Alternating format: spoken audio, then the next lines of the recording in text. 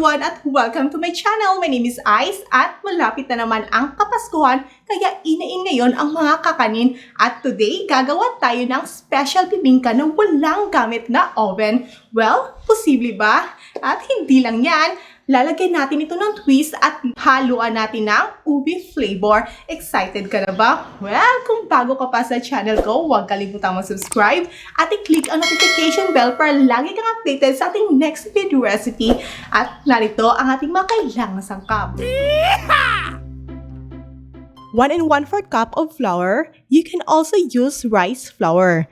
At 1/2 cup of water, 1/8 cup ng melted butter, 1/4 teaspoon ng salt, 1 tablespoon ng baking powder, at kalahating cup ng white sugar, 3/4 cup ng grated cheese, at extra cheese din for your toppings, at 2 eggs. And then, gagamit tayo ng gata. Ang gagamitin ko lang is itong commercial na gata, at least ito ready-made na at di na kailangan ng piga-piga. At gagamit lang tayo ng about 2/3 cup nito. And in this recipe, lagyan natin ng twist at haluan natin ng ube flavor. So here, magsisimula na tayo. First, ilalagay natin ang mga dry ingredients. And let's start with flour. At pwede din kayong gumamit ng rice flour. Follow natin ang baking powder, salt, and then sugar.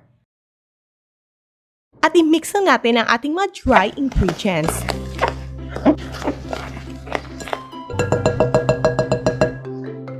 Then, follow natin ang mga wet ingredients. Lagyan lang natin ng water, 1/8 cup ng melted butter,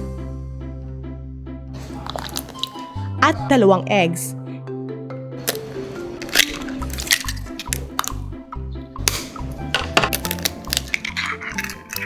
And now, ilalagay na natin ang 2/3 cup ng gata.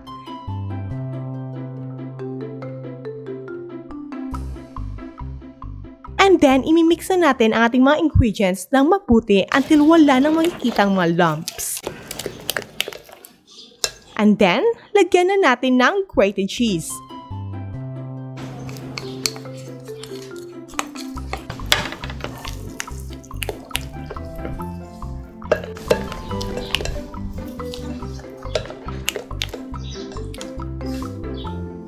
And this time, lagyan natin na twist ang nakawaliang bibingka at lagyan natin ito ng ube flavor. Yan, at kukuha lang tayo ng portion ng ating bibingka mixture para lagyan ito ng ube flavor. Kukuha lang tayo ng separate bowl.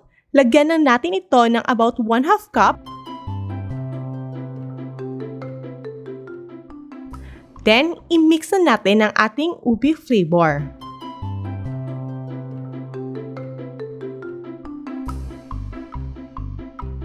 And here guys, narito na ang ating mga molder at ito, meron akong round dito. Yan, ito yung ating bibingka molder. Extra large ang size ito at iisa lang pala yung ganito ko. So, yung iba, ilalagay ko na lang sa ating lanera. Yan guys. So, for each molder, maglalagay tayo ng 1/2 cup ng ating mixture. At sa top, lagyan natin ito ng ating ube mixture. Ilagay lang natin ito sa sides. Then, kuha lang tayo ng ating toothpick para pang swirl.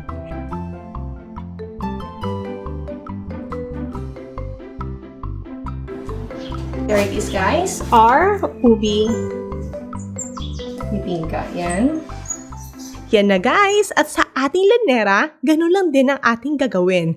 Lagyan lang ng bibingka mixture, about 1/2 cup din. Tandaan lang na huwag punuin ang ating molder dahil tutubo pa ito. Then sa top, lagyan lang din natin ang ube mixture. Then iswirl lang din natin ito up to the last one.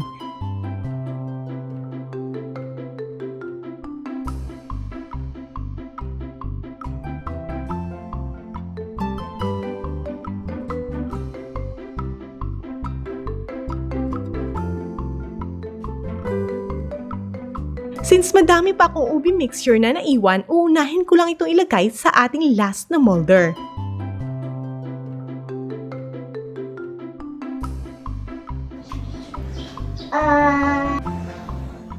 there it is guys, we're almost done at lagyan na natin ito ng any toppings na gusto mo. Pwede kayong maglagay ng cheese or itlog na maalat kung meron kang available.